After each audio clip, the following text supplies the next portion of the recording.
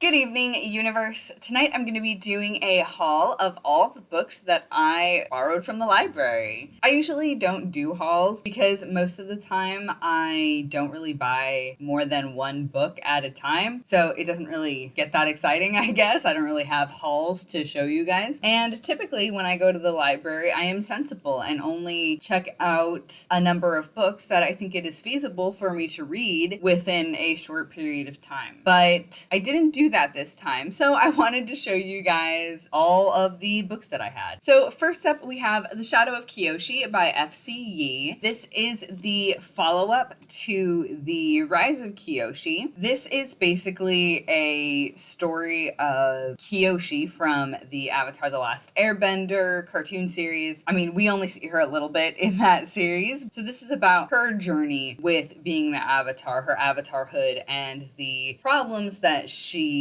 encounters. I don't want to go into too much detail because a lot of what she's dealing with has to deal with the stuff that happened in the first book, and I don't want to give any of that away or have any spoilers, but I am really enjoying it. I really love this author's writing style. It's fun and fresh and really readable, but there's still a lot of depth. I'm really just very much enjoying it. I'm definitely going to eventually be checking out his other books, and I am so excited because there is another book series. I think it's going to be a series. I know there's at least one book out, but I haven't read it yet or done any research, so I'm not sure. But it's about Yang Chen, who is another avatar who came several cycles before Kyoshi. She's referenced a lot in these books. She's an airbender. That's the cycle that she was on. And I am just really excited. I want to check that out too. I expected to enjoy The Rise of Kyoshi, The Shadow of Kyoshi, but I'm enjoying it a lot more than I expected, and I'm super excited to get through this book. Next up, I have something a little bit different from my usual reads. I have, my bookmark just fell out. Anyway, I have Two Can Keep a Secret by Karen McManus. This is by the same author of One of Us is Lying, which I have mentioned previously on this channel. It is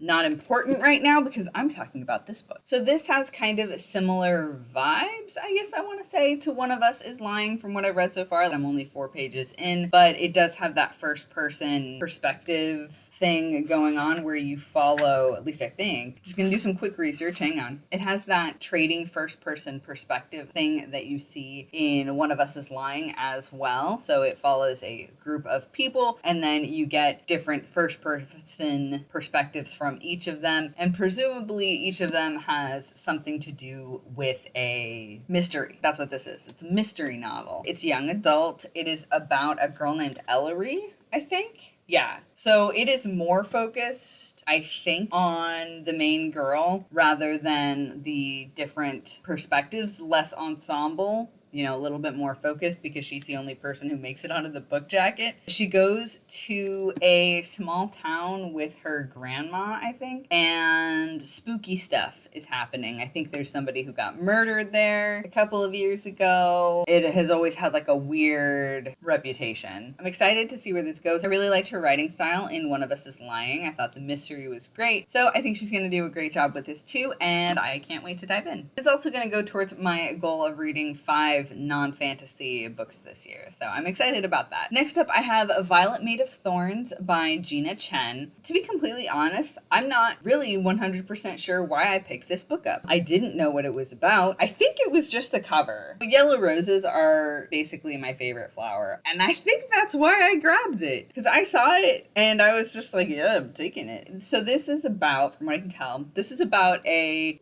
seer, a prophet, who in this fantasy world is obviously trusted in her kingdom, and that's a mistake because she's a liar. She just makes up prophecies to suit whatever needs she has. And I do like that concept, so I'll definitely be going forward with it. I'm pretty sure I also saw this in a booktube video that I watched recently, but I'm not 100% sure who it was. Maybe This Story Ain't Over? I'm not positive. Either way, I'm glad I picked it up. I think it sounds interesting, and I'm excited to see where it goes. The next two are very far out of my usual book range, I guess I would say. They are actually nonfiction.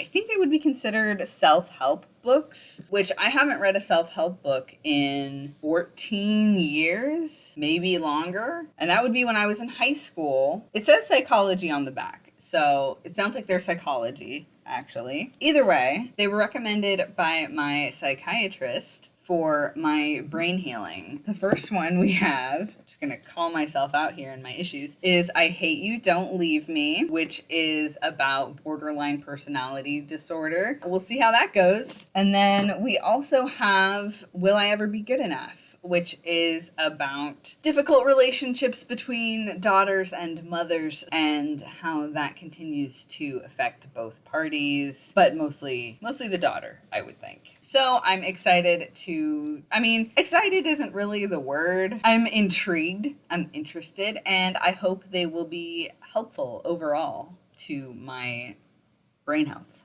And now back to the fun stuff. So the next one I picked up actually came out a couple of years ago. I've been interested since, but I could not ever find it at Barnes & Noble. So I'm really glad that it was in the library so that I could finally read it. I follow this author on Twitter. She talked about her book and I was really interested. So the book in question is Tarnished Are the Stars by Rosie Thor. This book, like I said, came out a couple of years ago, so I don't fully remember what it's about, but I'm pretty sure it's like a science fantasy with an ensemble cast, and a lot of the cast is gay. A secret beats inside Anna's chest, but her mechanical heart isn't all she's hiding. Anna is the technician, an ally who provides illegal medical technology to the sick and the injured. Heck yeah, I'm excited. And also, my weakness for space designs shows itself once again. Next up, we have Blackbringer by Laini Taylor. This is the first in the Dreamdark series, which is not complete, which is why I haven't picked this book up. I don't mind reading books when the series is not complete because it's unlikely that I'm going to binge the entire series anyway. But this book series, I'm pretty sure is never going to be complete. I don't think she writes this series anymore. It sounded like it just kind of got cut off after book 2. So I was less interested in that because I would rather read a series that's going to be finished so that I can invest my time and energy into characters who I know will have a complete story cycle. But I really miss reading new Laini Taylor books, essentially. I know that her craft is so careful and wonderful and incredible and really requires all of that time. I love that and I think it's fantastic. But also, I really just want to read a new Laini Taylor book. Instead of reading a new one, since there's not a new one out, I decided to read an old one. I don't really know what this is about other than it has fairies.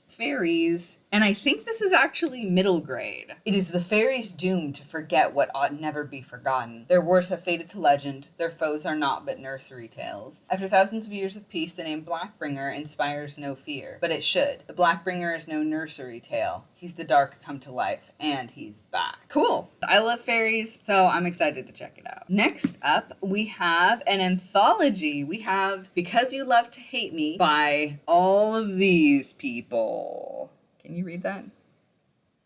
Yeah, look at all those people. Focus, damn you. So this is a short story collection, short story anthology of villains. This also came out several years ago, and it's got some authors that I really enjoy, such as Saman Chainani and Marissa Meyer, as well as some other authors that I have been interested in checking out, but I haven't gotten a book from them yet. Susan Dennard, she did Truth Witch, right? I've been interested in those books. Victoria Schwab, Samantha Shannon, those are authors that I have been somewhat interested in, but I haven't actually read a book by, so I think this would be a really cool way to be like, oh, how's their writing style? Do I like it? So on. And it's in collaboration with some booktubers, so I think that's cool. I'm excited to read these. And the final book that I got was Myths and Legends. This seems like it's just a compilation of, this is by Philip Wilkinson. This is just a compilation of all sorts of ancient myths and legends. This fascinating book explores the major myths and legends across the world, from classical mythology to Eastern beliefs and from American legends to African folk tales. I am so excited to read this. Again, it's a little bit different, but I absolutely love this kind of stuff. And it's been a while since I dove into kind of a more historical type of text about this kind of thing. So I'm super excited to check it out. It also will kind of help influence the story that I'm working on right now. So that's going to be really helpful. And I'm super excited. I'm excited about all of these books. So the due date at my library is 3 weeks.